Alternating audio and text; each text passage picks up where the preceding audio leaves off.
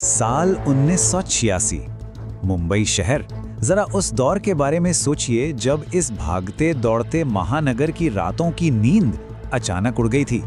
बारिश की परछाइयों और अंधेरी गलियों में एक ऐसा खौफ पनप रहा था जिसे आज तक पूरी तरह से सुलझाया नहीं जा सका है। इन पुराने दस्तावेजों और पुलिस फाइल्स का विश्लेषण करते हुए हम सिर्फ कुछ तथ्य या तारीखें नहीं देखेंगे, बल्कि उस दमघोंटू माहौल को करीब से महसूस करेंगे।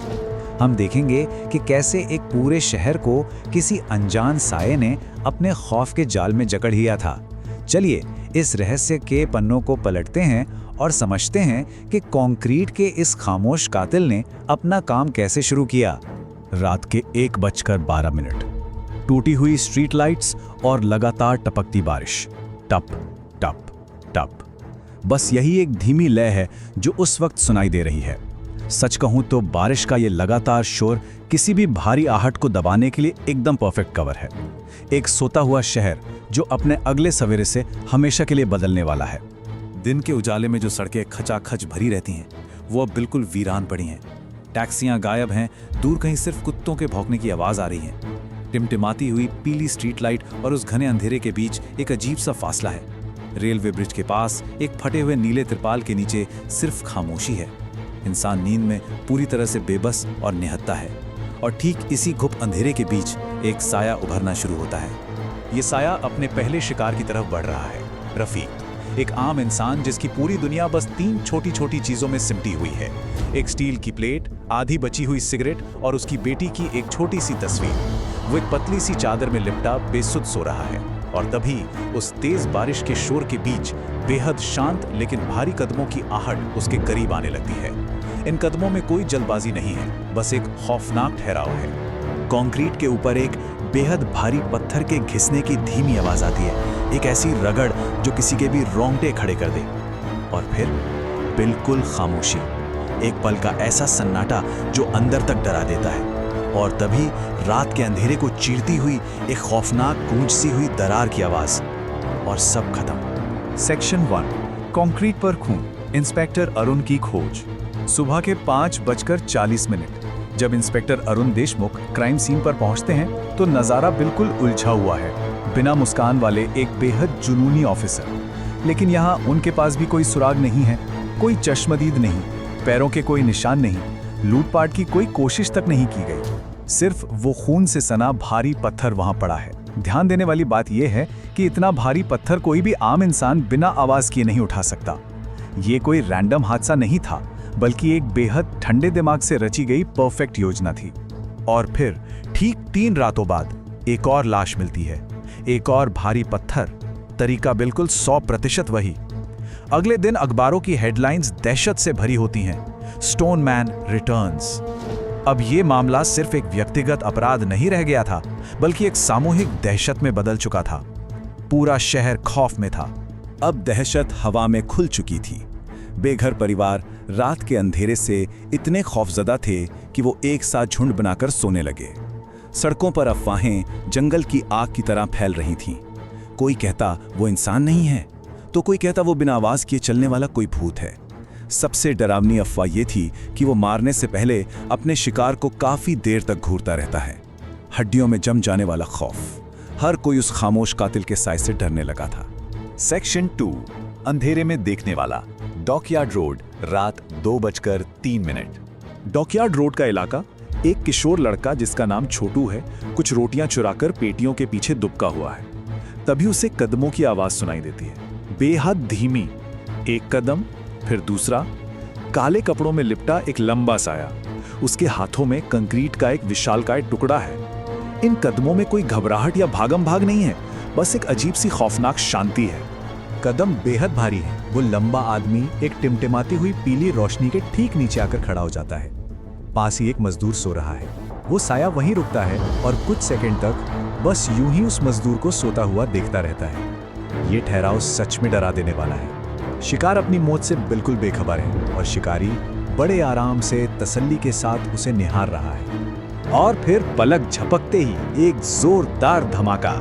वो भारी पत्थर उस मजदूर के सिर पर गिरता है। खौफ और सदमे के मारे छोटू के मुंह से अनजाने में ही एक हल्की सी सिसकी निकल जाती है। कातिल तुरंत मुड़ता है, ये पहली बार है जब कोई उन आंखों को सीधे देख रहा है। उन आंखों में कोई भावना नहीं है, ना गुस्सा ना डर, सिर्फ बर्फ जैसी जमा देने वाली ठंडक। वो बेजान आंखें अब सीधे पेटियों के पीछे छिपे छोटू को घूर रही हैं।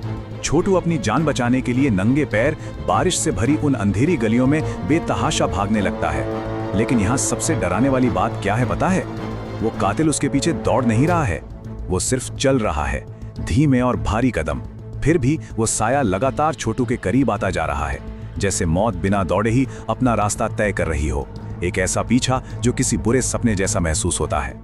सेक्शन 3, खौफ से लकवाग्रस्त शहर, ब्लैकआउट का जाल।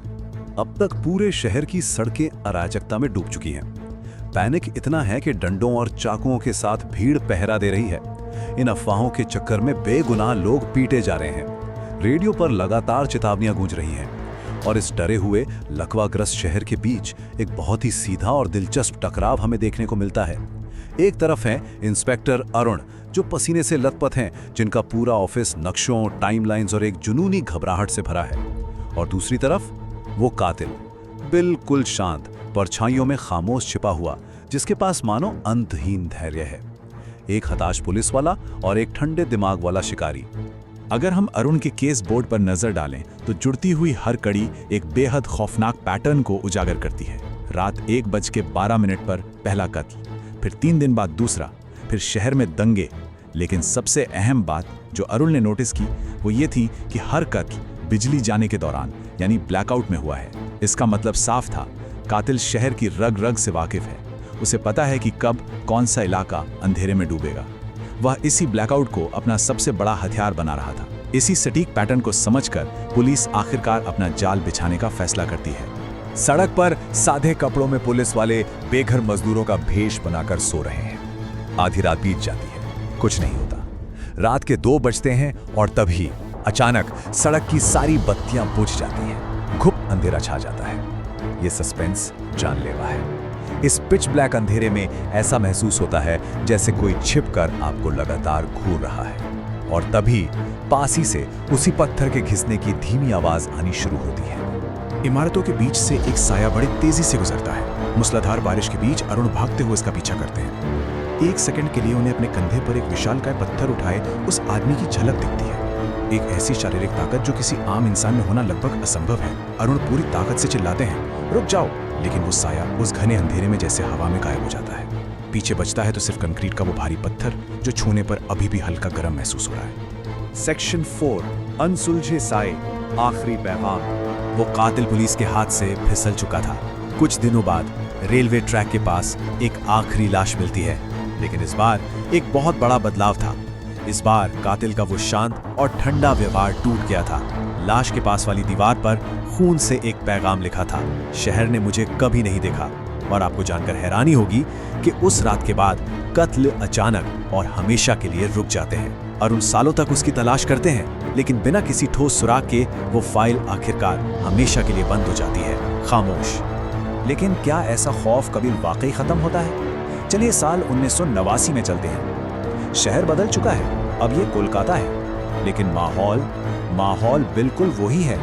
एक बेघर आदमी पुल के नीचे सो रहा है, वैसी ही धीमी धीमी बारिश हो रही है। पास ही अंधेरे में एक साया खामोश खड़ा उसे देख रहा है। और फिर जमीन से एक भारी पत्थर धीरे धीरे ऊपर उठाया जाता है।